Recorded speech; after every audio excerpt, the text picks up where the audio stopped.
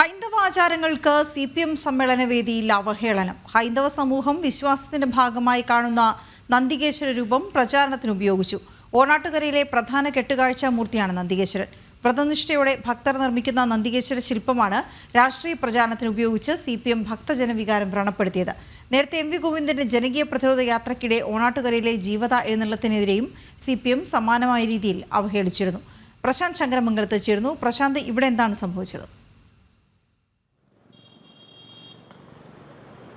വീണ, CPM സംസ്ഥാന സമ്മേളനം നടക്കുന്ന ആ വേദിക്ക് സമീപത്തായിട്ടാണ് ഈ ഓണാട്ടുകരയിലെ ഈ നന്ദികേശ്വരനെ ഓണാട്ടുകരക്കാർ, അതായത് മധ്യ തിരുവിതാംകൂറിൽ പ്രധാനമായും ഓണാട്ടുകരയിലെ എല്ലാ ഉത്സവങ്ങൾക്കും കെട്ടുത്സവങ്ങൾക്കടക്കം ഇത്തരം നന്ദികേശ്വര ശില്പങ്ങൾ അതിനെ ഉപയോഗിക്കാറുണ്ട്. വളരെ പരിപാവനമായിട്ടാണ് ഇതിനെ ഭക്തർ കാണുന്നത്. മാത്രമല്ല, ഈ നന്ദികേശ്വര ശില്പത്തിൻ്റെ നിർമ്മാണ സമയത്തടക്കം നിർമ്മാണ സ്ഥലത്തടക്കം ഇത്തരത്തിൽ വളരെ ഭക്തിയോടെ വ്രതനിഷ്ഠയോടെയാണ് നിർമ്മാണം നടത്തുന്നത്.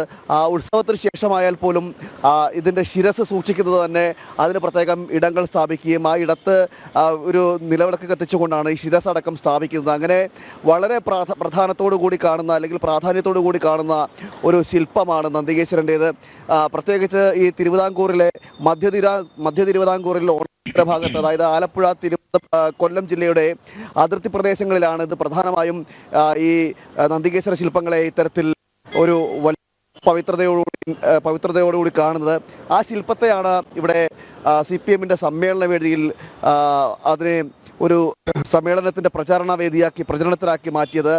CI2ൻ്റെ ഒരു സംഘടനയായ NHM എംപ്ലോയീസ് യൂണിയൻ എന്ന് പറയുന്ന സംഘടനയാണ് ഈ ശില്പം ഇവിടെ സ്ഥാപിച്ചിരിക്കുന്നത്. വളരെ പവിത്രമായിട്ടും ആചാരപരമായിട്ടും ആണ് ഈ ശില്പത്തെ പ്രധാനമായും ഭക്തർ കണക്കാക്കുന്നത്. അതായത് ഈ ഓണാട്ടുകര പ്രദേശങ്ങളിലെല്ലാം കാണുന്നത്, അതിലും കെട്ടുത്സവങ്ങളിൽ അതിപ്രാധാന്യത്തോടെ കാണുന്നതാണ് ഈ നന്ദികേശ്വര ശില്പം എന്ന് പറയുന്നത്. കെട്ടുത്സവങ്ങളിലെ ഏറ്റവും പ്രധാനപ്പെട്ട ഒന്നാണ് നന്ദികേശ്വര ശില്പം എന്ന് പറയുന്നത്. അതിനെ കണക്കാക്കുന്നത് സത്വരജ തമോ ഗുണങ്ങൾ അടങ്ങിയതാണ് ഈ നന്ദികേശ്വരന്മാർ. രണ്ട് നന്ദികേശ്വരനും അത് ചുവപ്പും വെള്ളയും നിറത്തിലൂടെയാണ് ഇതിനെ കാണുന്നത്. ഇങ്ങനെ കാണുന്ന, അല്ലെങ്കിൽ ഇങ്ങനെ ഈ സങ്കല്പിച്ച് പോകുന്നൊരു വളരെ പുണ്യമായി കാണുന്നൊരു ശില്പമാണ് ഈ നന്ദികേശ്വരൻ്റേത്. അത് തന്നെയാണ് ഇവിടേക്ക് സ്ഥാപിക്കുകയും ചെയ്തിരിക്കുന്നത്. വളരെ അനാചാരപരമായിട്ടുള്ളൊരു നീക്കമായിരുന്നു. നേരത്തെ ഈ ജീവിത എഴുന്നള്ളിപ്പടക്കം MV ഗോവിന്ദന്റെ യാത്രകൾ കൊണ്ടുവന്നത് വലിയ വിമർശനങ്ങൾക്കിടയാക്കിയിരുന്നു.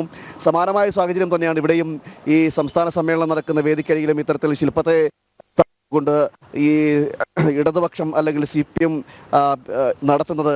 നമുക്കറിയാം, നേരത്തെ തന്നെ പല ഹൈന്ദവ വിശ്വാസങ്ങളെയും ആചാരങ്ങളെയും എല്ലാം അതിനെ ലംഘിക്കുന്ന അല്ലെങ്കിൽ അതിനെതിരായിട്ടുള്ള പല സമീപനങ്ങളും ഈ സർക്കാർ വന്നതിന് ശേഷം നമ്മൾ കണ്ടിട്ടുണ്ട്.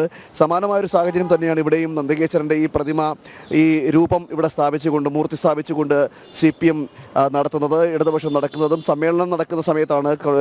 കൊല്ലത്ത് CPMന്റെ സംസ്ഥാന സമ്മേളനം നടക്കുകയാണ്. ആ സംസ്ഥാന സമ്മേളനത്തിൻ്റെ വേദിക്കരികിൽ തന്നെയാണ് നന്ദികേശ്വരന്മാരുടെ ശില്പം സ്ഥാപിച്ചുകൊണ്ട് ഒരു തെറ്റായ സന്ദേശം നൽകുന്നത്.